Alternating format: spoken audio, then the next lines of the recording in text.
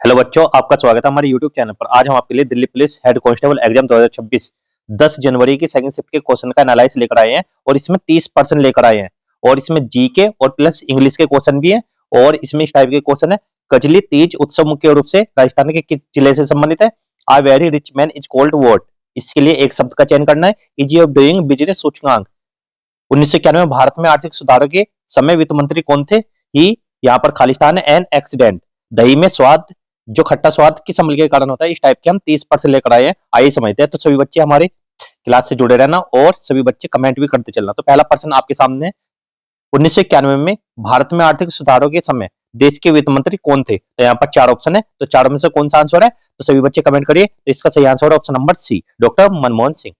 इनके बारे में समझते हैं। देखो, वर्ष 1991 में भारत गंभीर आर्थिक संकट से गुजर रहा था। उस समय पीवी नरसिम्हा राव प्रधानमंत्री थे और डॉक्टर मनमोहन सिंह देश के वित्त मंत्री थे। डॉक्टर मनमोहन सिंह ने ही भारत में उदारीकरण, निजीकरण, वैश्वीकरण जैसे बड़े आर्थिक सुधारों की शुरुआत की, जिससे भारतीय अर्थव्यवस्था को नई दिशा मिली। मनमोहन सिंह 22 मई 2004 को पहली बार भारत के प्रधानमंत्री बने और 26 मई 2014 तक दो कार्यकाल 2004 से 9 और 2009 से 14 के लिए इस पद पर रहे, जो उन्हें भारत के 13वें प्रधानमंत्री बनाता है। तो कौन थे वित्त मंत्री? डॉक्टर मनमोहन सिंह। इससे अगला प्रश्न जो पूछा गया था आपके एग्जाम में, तो सभी बच्चे कमेंट करते रहना। प्रधानमंत्री किसान सम्मान निधि या पीएम किसान योजना का मुख्य उद्देश्य क्या है? तो यहाँ पर चार ऑप्शन है, चारों में से कौन सा सही है? तो इसका सही आंसर है ऑप्शन नंबर सी, बिल्कुल राइट आंसर है। किसानों को प्रत्यक्ष आय सहायता प्रदान करना। इसके बारे में समझिए। देखो, प्रधानमंत्री किसान सम्मान निधि योजना भारत सरकार द्वारा 2019 में शुरू की गई थी। इस योजना के तहत पात्र किसानों को हर साल 6,000 की आर्थिक सहायता दी जाती है। यह राशि 3 बार किस्तों में 2-2 हजार रुपए में मिलती है, सीधे किसानों के बैंक खाते में भेजी जाती है। इस योजना का उद्देश्य किसानों की आर्थिक स्थिति को मजबूत करना और खेती से जुड़े खर्चों में मदद करना है। तो कैसे मिलती है पीएम किसान योजना का उद्देश्य? क्या? किसानों को सीधी आर्थिक सहायता देना। इससे अगला प्रश्न जो पूछा गया आपके एग्जाम में, दही में खट्टा स्वाद किस अम्ल के कारण होता है? तो यहाँ पर चार ऑप्शन है, चारों में से कौन सा सही है? तो ऑप्शन नंबर सी बिल्कुल राइट आंसर है, लैक्टिक अम्ल बिल्कुल राइट आंसर है। इसके बारे में समझते हैं। देखो, दूध में मौजूद लैक्टोबैसिलस बैक्टीरिया दूध की शर्करा लैक्टोज को लैक्टिक अम्ल में बदल देते हैं। इसी लैक्टिक अम्ल के कारण दूध जमकर दही बनता है और दही का स्वाद खट्टा हो जाता है। तो दही का खट्टापन किस अम्ल के कारण होता है? लैक्टिक अम्ल के कारण होता है। इससे अगला प्रश्न जो आपके एग्जाम में पूछा गया है, बुद्धेश्वर महादेव मंदिर भारत के किस शहर में स्थित है? तो यहाँ पर चार ऑप्शन है, चार ऑप्शन में से कौन सा सही है? तो ऑप्शन नंबर सी बिल्कुल राइट आंसर है, लखनऊ। तो क्या लखनऊ? तो इसके बारे में समझते हैं। वृद्धेश्वर महादेव मंदिर उत्तर भारत की राजधानी लखनऊ में स्थित एक प्रसिद्ध शिव मंदिर है। यह मंदिर गोमती नदी के किनारे स्थित है और इसे लखनऊ के सबसे प्राचीन मंदिरों में से एक माना जाता है। सावन के महीने में यहाँ बड़ी संख्या में श्रद्धालु भगवान शिव की पूजा करने आते हैं। तो ये किसने बनवाया था? ये राजा राम प्रथम ने बनवाया था। इससे अगला प्रश्न जो आपके एग्जाम में पूछा गया है यहाँ पर, तो सभी बच्चे कमेंट करते चलना। 2023 में होंगझाऊ चीन में हुए एशियन गेम्स में कौन सा देश पदक तालिका में शीर्ष स्थान पर रहा? तो यहाँ पर चार ऑप्शन है, चारों में कौन सा सही है? ऑप्शन नंबर डी बिल्कुल राइट आंसर, चीन शीर्ष पर रहा। 19वां एशियन गेम 23 सितंबर से 8 अक्टूबर 2023 तक होंगझोऊ चीन में हुआ। इसमें कुल 45 देशों के 11,000 से अधिक खिलाड़ी भाग लिए। पदक तालिका में चीन सबसे ऊपर रहा, उसके बाद जापान और दक्षिण कोरिया का स्थान है। भारत ने भी इतिहास में अब तक का सर्वश्रेष्ठ प्रदर्शन किया और 107 कुल पदक, 28 गोल्ड, 38 सिल्वर, 41 ब्रॉन्ज जीते और 4वें स्थान पर रहा। तो 2023 के एशियन गेम्स में चीन कौन से स्थान पर रहा? पहले स्थान पर रहा। इससे अगला प्रश्न जो पूछा गया, हिंदू विवाह अधिनियम कब लागू किया गया और इसका मुख्य उद्देश्य क्या था? तो सभी आंसर देना कमेंट करके। तो ऑप्शन नंबर बी बिल्कुल राइट आंसर है, 1955 में हिंदू विवाह से जुड़े कानूनों को व्यवस्थित करना। इसके बारे में समझते थे। देखो, हिंदू विवाह अधिनियम 1955 में लागू किया गया। इसका उद्देश्य हिंदुओं में विवाह, तलाक, न्यायिक पृथक्करण और पुनर्विवाह से जुड़े नियमों को कानूनी रूप से स्पष्ट और व्यवस्थित करना था। यह अधिनियम हिंदू, बौद्ध, जैन, सिख समुदाय पर लागू होता है। हिंदू विवाह अधिनियम कब लागू हुआ था? 1955 में लागू हुआ। इसका उद्देश्य क्या था? हिंदू विवाह कानूनों को व्यवस्थित करना। इससे अगला प्रश्न जो आपके एग्जाम में पूछा गया है, DSC prize for South Asian literature किस क्षेत्र से संबंधित है? तो यहाँ पर चार ऑप्शन, चारों में कौन सा सही? ऑप्शन नंबर सी बिल्कुल राइट आंसर, साहित्य से ये जुड़ा है। तो इसके बारे में समझते हैं। DSC prize for South Asian literature एक अंतर्राष्ट्रीय साहित्यिक पुरस्कार है। यह पुरस्कार दक्षिण एशिया, भारत, पाकिस्तान, बांग्लादेश, श्रीलंका आदि से जुड़े लेखकों को उनकी श्रेष्ठ अंग्रेजी में लिखी गई साहित्यिक कृतियों के लिए दिया जाता है। इस पुरस्कार का उद्देश्य क्या? दक्षिण एशियाई साहित्य को वैश्विक स्तर पर पहचान दिलाना। इससे अगला प्रश्न जो आपके एग्जाम में पूछा गया, हिमालय कॉरिडोर किस दो देशों के बीच विकसित किया गया? तो यहाँ पर चार ऑप्शन है, चारों में कौन सा सही है? तो सभी बच्चे कमेंट भी करना। चीन और नेपाल के बीच। तो इसके बारे में समझते हैं। हिमालय कॉरिडोर एक कनेक्टिविटी परियोजना है जिसे चीन और नेपाल के बीच विकसित किया जा रहा है। इसका उद्देश्य दोनों देशों के बीच परिवहन, व्यापार, पर्यटन और संपर्क को बेहतर बनाना है। यह परियोजना चीन की belt and road initiative BRI से भी जुड़ी मानी जाती है। इससे अगला प्रश्न जो आपके एग्जाम में पूछा गया, कजली तीज उत्सव मुख्य रूप से राजस्थान के किस जिले में मनाया जाता है और यह किस महीने में होता है? तो सभी बच्चे कमेंट करना। तो इसका आंसर है ऑप्शन नंबर बी, बूंदी, और जुलाई अगस्त में मनाया जाता है। कजली तीज राजस्थान का एक प्रसिद्ध लोक उत्सव है। यह उत्सव मुख्य रूप से बूंदी जिले में मनाया जाता है। यह त्योहार श्रावण मास जुलाई अगस्त में आयोजित होता है और इसे लोकगीत, लोक नृत्य व सांस्कृतिक कार्यक्रम होते हैं।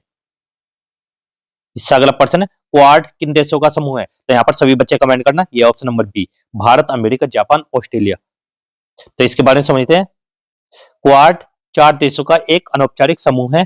इसमें भारत, अमेरिका, जापान और ऑस्ट्रेलिया शामिल है। इसका मुख्य उद्देश्य इंडो पैसिफिक क्षेत्र में शांति, सुरक्षा और सहयोग को बढ़ावा देना। क्वाड देश समुद्री सुरक्षा, आपदा प्रबंधन, तकनीक और स्वास्थ्य जैसे क्षेत्र में भी सहयोग करते हैं। क्वाड में कौन कौन से देश हैं? चार देश हैं, भारत, अमेरिका, जापान और ऑस्ट्रेलिया शामिल है। इससे अगला प्रश्न है जो हमारे एग्जाम में पूछा गया, आपके एग्जाम में, माइक्रो फाइनेंस बैंक का मुख्य उद्देश्य क्या था? तो सभी बच्चे कमेंट करना। तो इसका आंसर ऑप्शन नंबर सी, गरीब और कम आय वाले लोगों को छोटे ऋण उपलब्ध कराना। इसके बारे में समझते हैं। माइक्रो फाइनेंस बैंक का उद्देश्य उन लोगों तक बैंकिंग सुविधाएं पहुंचाना जो सामान्य बैंकों से ऋण नहीं ले पाते। ये बैंक छोटे ऋण, बचत खाते और बीमा जैसी सेवाएं गरीब, ग्रामीण और स्वरोजगार करने वाले लोगों को प्रदान करती हैं ताकि वे अपना छोटा व्यवसाय शुरू या बढ़ा सके। इससे अगला प्रश्न है जो आपके एग्जाम में पूछा गया, 2018 में डॉक्टर सुभाष काशीनाथ महाजन बनाम महाराष्ट्र राज्य मामले में सुप्रीम कोर्ट SC/ST अधिनियम से संबंधित क्या निर्णय दिया था? तो इसमें सभी बच्चे कमेंट करना। तो इसका सही आंसर ऑप्शन नंबर सी, SC/ST अधिनियम के दुरुपयोग को रोकने के लिए कुछ दिशा निर्देश जारी किए गए। तो इसमें क्या देखो, 2018 में सुप्रीम कोर्ट ने इस मामले में कहा कि SC/ST अत्याचार निवारण अधिनियम के दुरुपयोग को रोकने के लिए कुछ सुरक्षा उपाय जरूरी है। कोर्ट ने निर्देश दिए कि तुरंत गिरफ्तारी न की जाए, पहले प्राथमिक जांच, सरकारी कर्मचारी की गिरफ्तारी से पहले सक्षम प्राधिकारी की अनुमति ली जाए। हालांकि बाद में संसद ने SC/ST एक्ट में संशोधन करके इन निर्देशों को प्रभावहीन कर दिया और इस अधिनियम को फिर से सख्त बनाया। इससे अगला प्रश्न है, हर शहर की रसोई किस भारतीय शहर से जुड़ा हुआ माना जाता है और इससे संबंधित प्रसिद्ध व्यक्ति कौन है? तो यहाँ पर सबसे सही answer option number C, Indore और संजीव कुमार से ये संबंधित है।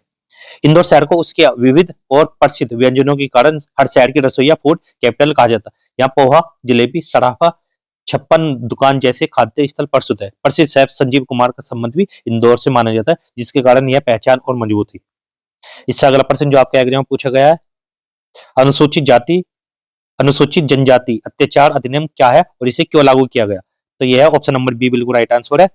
SC/ST लोगों के खिलाफ होने वाले अत्याचार और भेदभाव रोकने के लिए लागू किया गया कानून है। अनुसूचित जनजाति अत्याचार अधिनियम 1989 में बनाया गया। इस कानून का मुख्य उद्देश्य SC/ST वर्ग के लोगों को सामाजिक अत्याचार, हिंसा और भेदभाव से बचाना। कानून के तहत अत्याचार करने वाले को सजा दी जाती है, पीड़ितों को त्वरित न्याय और कानूनी सुरक्षा मिलती है, विशेष न्यायालयों द्वारा मामलों का शीघ्र निपटारा किया जाता है।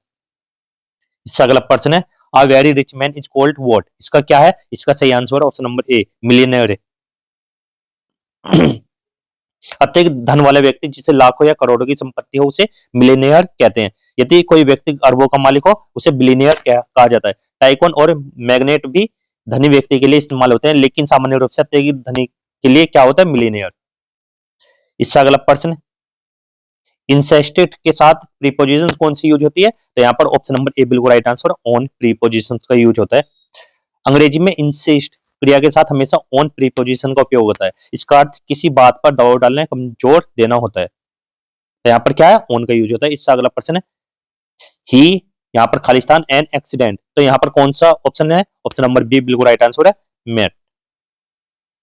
अंग्रेजी में जब हम किसी अचानक और अप्रत्याशित दुर्घटना के बारे में बात करते हैं तो वो कहते हैं कि he met with an accident, या सामान्य रूप से ही मेट एन एक्सीडेंट। या मेट का अर्थ का किसी घटना का सामना करना है। हैड एन एक्सीडेंट भी इस्तेमाल होता है, लेकिन वाक्य में जो स्थायी और सही रूप है वह मेट है। अगला प्रश्न, मैग्निफिसेंट शब्द का सही पर्यायवाची चुनिए। तो इसका क्या है? Option number B, splendid. इसके बारे में समझते हैं। मैग्निफिसेंट का अर्थ भव्य, शानदार, अत्यंत सुंदर या उत्कृष्ट है। स्प्लेंडिड भी उसी अर्थ में आता है, यानी उत्कृष्ट और भव्य। ब्यूटीफुल सुंदर लेकिन भव्य नहीं। टिनी छोटा, ऑर्डिनरी सामान्य। अगला प्रश्न है, इजी ऑफ डूइंग बिजनेस सूचकांक का मुख्य उद्देश्य क्या है? तो यहाँ पर ऑप्शन नंबर बी, देश में व्यापार और उद्योग करना आसान बनाना। इजी ऑफ डूइंग बिजनेस सूचकांक विश्व बैंक द्वारा प्रकाशित किया जाता है। इसका उद्देश्य यह मापना है कि किसी देश में व्यापार करने की प्रक्रिया कितनी सरल और सुगम है। इसमें क्या पहले को देखा जाता है, जैसे नए व्यवसाय की शुरुआत, निर्माण और लाइसेंस प्राप्त करना, कर और टैक्स का नियम, निवेश और ऋण प्राप्ति, उच्च। तो आज की वीडियो कहीं पे समाप्त करते हैं। वीडियो अच्छी लगी तो वीडियो को लाइक करना, चैनल को सब्सक्राइब करना। मिलता है अगली वीडियो में, तब तक के लिए गुड बाय, जय हिंद, जय भारत।